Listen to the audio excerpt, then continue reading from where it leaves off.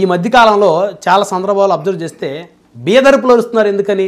ఆర్థికంగా చితికిపోయాను, నా పరిస్థితి బాగలేదు, ఎమ్మెల్యే కాకముందు నేను నా కుటుంబం అష్టైశ్వర్యాలతో తొలతూగేవాళ్ళమని ఒక అధికార పార్టీ ఎమ్మెల్యేగా ఉన్న మీరు ఇలాంటి మాటలు ఎందుకు మాట్లాడుతున్నారు?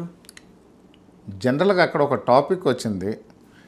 నేను రాజకీయాల్లోకి రాకముందు బిజినెస్ చేసేవాడిని, కాంట్రాక్ట్లు ఇండియాలో 23 స్టేట్స్లో బిజినెస్ చేసేవాడిని.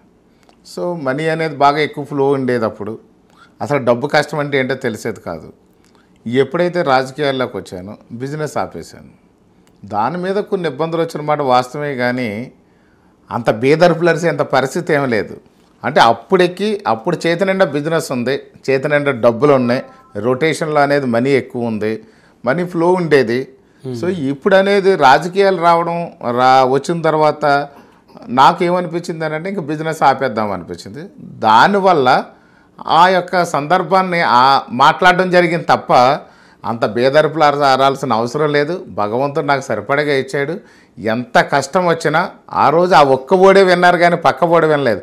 ఎంత కష్టం వచ్చినా జనసేన పార్టీని రాజానగరం నియోజకవర్గంలో తల ఎత్తుకునేలా జాతీయ జెండాకున్న పొగర ఎంత ఉందో అంత పొగరతో కూడా రాజానగరం నియోజకవర్గంలో జనసేన పార్టీ జెండాని నిలబెట్టడానికి జన సైనికుల మనోభావాలు దెబ్బతినకుండా, వాళ్ళకి ఏ కష్టం రాకుండా, ఏ ఇబ్బంది రాకుండా రాజానగరం నియోజకవర్గ ప్రజలందరూ కూడా తలెత్తుకునేలా జనసేన పార్టీని నిర్మాణం చేయడంలో ఉన్నాను తప్ప ఈ బేదరుపులు అనేది మాత్రం కాదు. అలా క్రియేట్ చేశారంతే.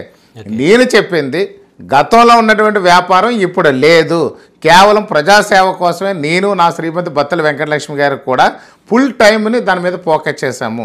సమస్యల పట్ల సమస్యలను ఏ విధంగా తీర్చాలి, అక్కడ యొక్క ప్రాంతాన్ని ఏ విధంగా అభివృద్ధి చేయాలనే దాని మీద ఉన్నాము. కేవలం బిజినెస్ ఆపేయమనే దానికి చెప్పాము తప్ప మేము ఆర్థికంగా నష్టపోయింది లేదు, బాగుపడింది లేదు. మాకు హ్యాపీగా భగవంతుడు ఇచ్చాడు, కష్టార్జితం ఉంది, సంపాదించాము. ఏదైనా అప్పులు ఉన్నా ఎంత ఖర్చులు అవుతున్నాయి అనుకోండి, ఓ సైట్ అమ్మేస్తానో లేదా 4 ఎకరాల పొలం అమ్మేస్తానో మళ్ళీ హ్యాపీగా ఉంటుంది. రాజకీయం వల్ల నష్టపోలేదు, ప్రజల వల్ల నష్టపోలేదు, జనసేన పార్టీ వల్ల నష్టపోలేదు.